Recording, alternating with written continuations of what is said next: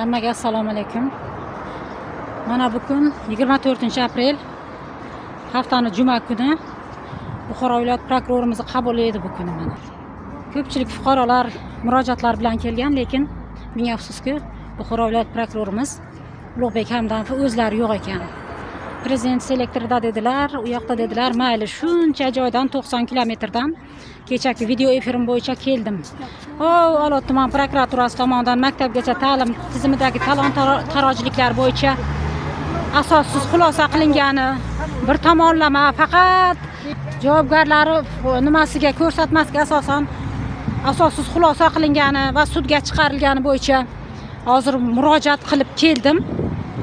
Lekin kecha 23-aprel kuni o'sha holat bo'yicha sud majlisi ham bo'lib o'tdi. Obeddan keyin soat 3larda jinoyat ishlar bo'yicha Olot tuman sudida madaniyat binosida sayyor sud majlisi bo'lib o'tdi. Lekin meni sudya Husenov meni vajlarimni inobatga olib, sud materiallarini qaytarib yubordi. Xullas, tergov materiallari to'liq emas deb meni vajlarimni, meni e'tirozlarimni inobatga olib, sud materiallarini tergovga qayta surishtiruvga yubordi. Ana ko'rdingizmi? Holati ko'rdilaringizmi? Biz ham bir nimani bilmasak gapirmaymiz. Xullas, hozir mana sizlar dastlaringizdan, ayrim bir o'g'rilar dastidan, ayrim bir mana unaqa ilm saviyasi yetmaydigan xodimlari dastidan, maktabgacha ta'lim tizimidagi nazoratning yo'qligini dastidan mana 90 kilometrdan sarson bo'lib, mana shu yerlarda bir haqiqat izlab, mana shu yerlarda sarson bo'lib yuribmiz, murojaat qilib.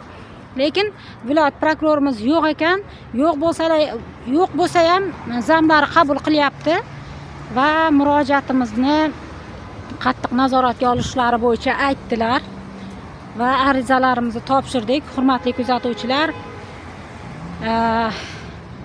barchalaringizni ogohlikka chaqiraman. Atrofimizda bo'layotgan nohaqliklarga, qonunsizliklarga, mana unaqa talon-tarojliklarga, o'g'riliklarga befarq bo'lmagaylik. Prezidentimiz o'zlari aytganidek, biz jamoatchilik bilan birgalashgan holda, jamoatchilikni jalb qilgan holda korrupsiyaga, adolatsizliklarga qarshi, qonunsizliklarga qarshi birgalikda kurashishimiz kerak. Bundan tashqari ham Qorako'l tumani ichki ishlarida 6 oydan buyon sun'iy ravishda sudralib yurgan bir material bor. Qorako'l tumanidagi bitta material bo'yicha. Bu material 2025-yil noyabr oyida murojaat qilingan ichki ishlar bo'limiga 6 oy bo'libdi. Xullas, mana shu holat bo'yicha ham kelsam, mana bu yerda viloyat prokurorining bitta zamchasi chiqib olib, zamchasi ichki ishlar bo'yicha, ehtimol Qorako'l tuman ichki ishlar bo'yicha zamchasi chiqib olib, siz dedi, hozir men dedi Qorako'l tuman prokuraturasi bilan gaplashdim dedi. Siz Qorako'l tuman prokuraturasiga boring dedi. Ishingiz bitmasa bu yoqqa qaytib keling dedi. Mana ko'ryapsizlarmi bularni? O'zi 6 oydan buyon sarsonchilik yetmagandek bu yerga prokuraturaga viloyat prokurorini qidirib kelamiz. Lekin viloyat prokurori yo'q.